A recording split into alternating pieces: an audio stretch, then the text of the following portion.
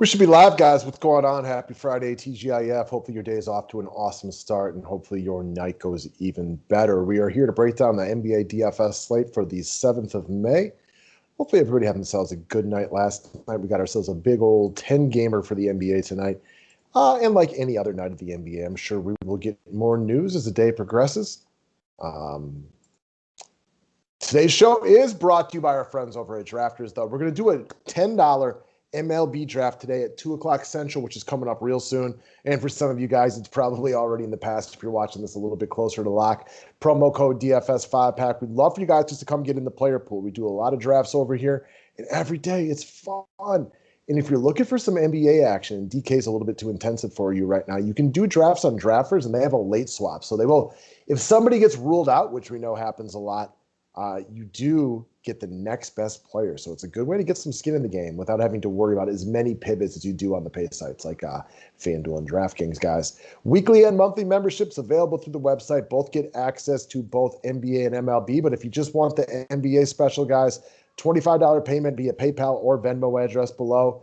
That will get you the rest of the regular season and the playoffs. Multiple GPP wins and 3 straight playoff seasons. We're going to do it again this year.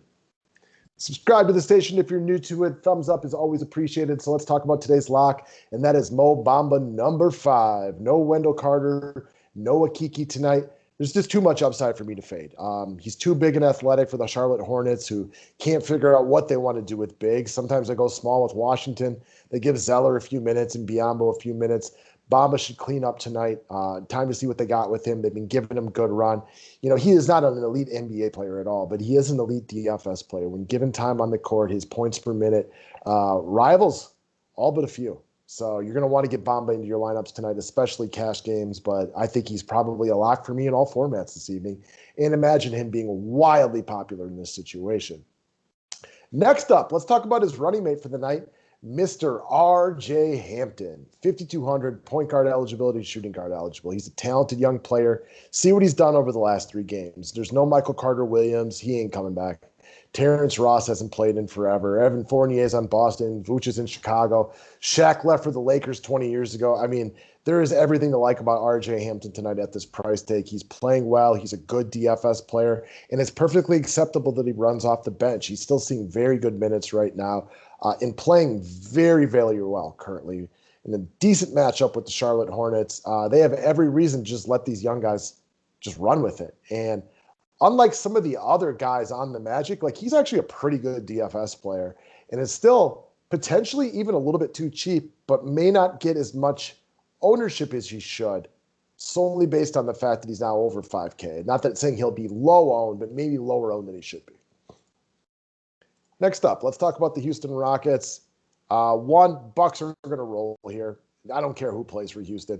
After an embarrassing loss to him last week, he expect Milwaukee to be motivated, unless Milwaukee starts pulling guys, which is not the most likely scenario today.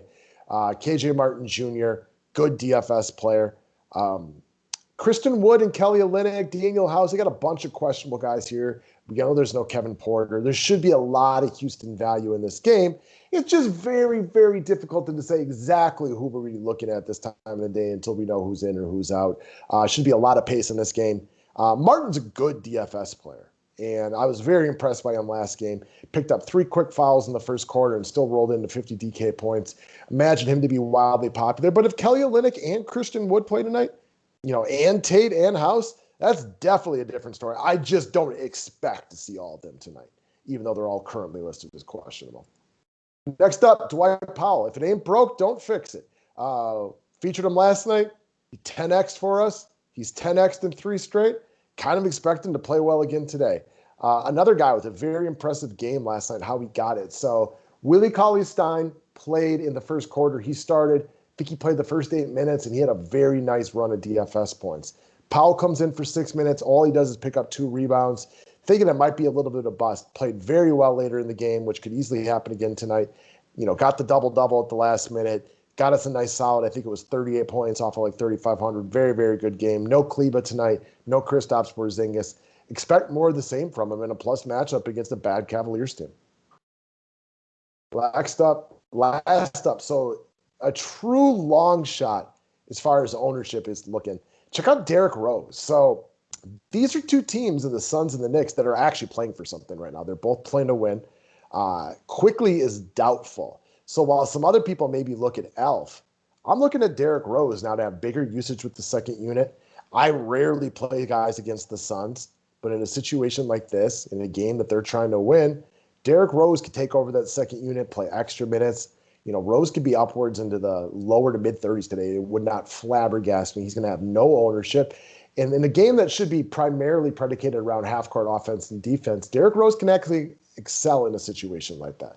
There are certain players in the NBA, oftentimes younger players without much of a mid-range game or anything like that may struggle in a situation like this. This is the kind of game where you think Derrick Rose could be one of the few people that actually, I wouldn't say benefit, but not necessarily hurt his game in a situation like this. So he's definitely going to come in very, very low on tonight, in my opinion. That's what we got for Friday, y'all. Thank you very much. Click the thumbs up button, subscribe to the station, hit the bell for notification. And if you are interested in the membership, the website link is below. Thank you very much and have a great Friday.